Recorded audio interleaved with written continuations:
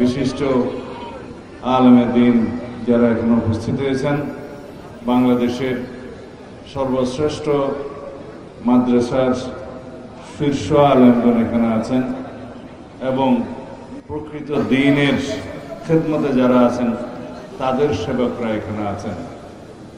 যারা ইসলামকে নিয়ে রাজনীতি করেন না তারা এখানে আছেন। যারা দ্বীনকে পহেলা মনে করে তারপরে দুনিয়া মনে করে, দ্বীন পহেলা বাদ মে দুনিয়া, তারা এখানে আছে। সেজন্য আমি এখানে এসেছিলাম।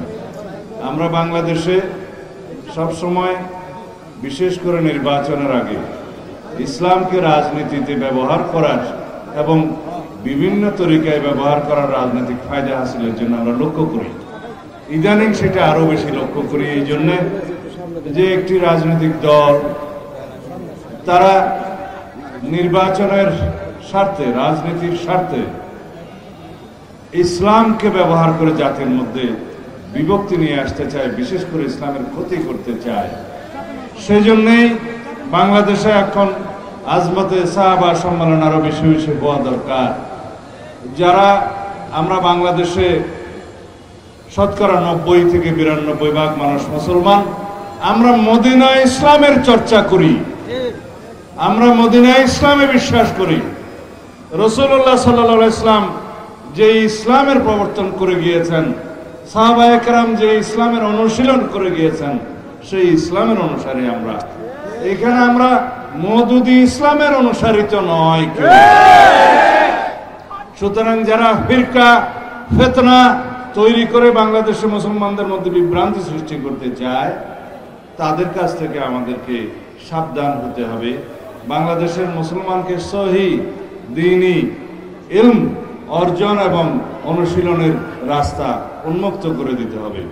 এই জন্যই আমি এখানে এসেছিলাম, শুনতে এসেছিলাম এবং বিশেষ করে আপনাদেরকে এই দাওয়াত দিতে এসেছিলাম যারা আমাদের মধ্যে বিভ্রান্তি সৃষ্টি করতে চায় এবং সেই বিভ্রান্তি সৃষ্টির জন্য ইসলামকে ব্যবহার করতে চায়, তাদের কাছ থেকে আমাদের দূরে থাকতে হবে। এখানে কোনো রাজনীতি নয়। আমি তো পয়লাই বলেছি যে আমাদের হচ্ছে পয়লা দিন বাদ মে দুনিয়া। এই জন্য আমাদেরকে চিন্তা করতে হবে, যারা রাজনীতির নামে বিভিন্ন রকমের বক্তব্য দিতে থাকে বিভিন্ন আদর্শের কারণে, সেটা স্বাগতম, কিন্তু ইসলামকে যেন আমরা সেই জায়গায় নিয়ে না যাই যেখানে রাজনৈতিক কারণে আমাদেরকে, আমাদের দ্বীনকে ক্ষতিগ্রস্ত করতে পারে। যাই হোক, আজকের এই সম্মেলনে যারা উপস্থিত হয়েছেন, যারা বয়ান করেছেন, যাদের মূল্যবান বক্তব্য আমরা শুনেছি, আপনারা শুনেছেন, সেটা আমাদের জীবনে কাজে লাগুক এবং আমরা ঈমান আকীদার সাথে বাংলাদেশের সকল মুসলমানদেরকে যাতে চলতে পারে এবং ঈমানের সাথে জিন্দেগি, ঈমানের সাথে মৃত্যু পাইতে পারে, সেই ব্যবস্থা যেন আমরা করি এবং আমরা সবাই ঐক্যবদ্ধ থাকি। আমাদেরকে শিক্ষা নিতে হবে, বিগত ফেসিবাদী সরকার, ফেসিস্ট শেখ হাসিনার সরকার বাংলাদেশে ইসলাম বিদ্বেষী সরকার ছিল, তারা মুসলিম বিদ্বেষী সরকার ছিল। আওয়ামী লীগের রাজনীতি এই দেশের মানুষ দেখেছে, এটা অপরাজনীতি, ইসলাম বিদ্বেষী রাজনীতি, আলেম নির্যাতনের রাজনীতি, আলেম বিদ্বেষী রাজনীতি, মুসলিম বিদ্বেষী রাজনীতি তারা করেছে তাদের রাজনৈতিক স্বার্থ হাসিল করার জন্য। আল্লাহর হুকুম কিভাবে তারা বিদায় নিয়েছে, এই দেশে তাদের রাজনীতি কিভাবে সমাপ্ত হয়েছে, আমরা সবাই সাক্ষী, ইতিহাস সাক্ষী। সুতরাং আমরা এমনভাবে রাজনীতি করি, এমনভাবে আমাদের দলীয় চর্চা করি, এমনভাবে আমরা আগামী দিনে রাজনৈতিক চর্চা করি যাতে আমাদের ভালো আদর্শ স্থাপিত হয় এবং ভালো আদর্শের মধ্য দিয়ে আওয়ামী ফেসিবাদী তথাকথিত অপরাজনৈতিক সংস্কৃতি বিলুপ্ত হয়। এই জন্যই আমাদেরকে সঠিক পথে রাজনীতি করতে হবে, আদর্শিক রাজনীতি করতে হবে, ভালো রাজনীতির সংস্কৃতির চর্চা করতে হবে, বহাল করতে হবে।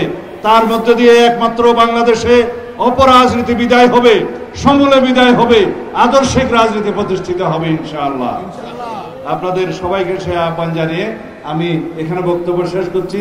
আসরের নামাজের সময় হয়ে গিয়েছে প্রায়, সেই জন্য এখানে জামাত হবে, আমরা এখানে জামাত অংশগ্রহণ করবো ইনশাআল্লাহ। খোদা হাফেজ, বাংলাদেশ জিন্দাবাদ।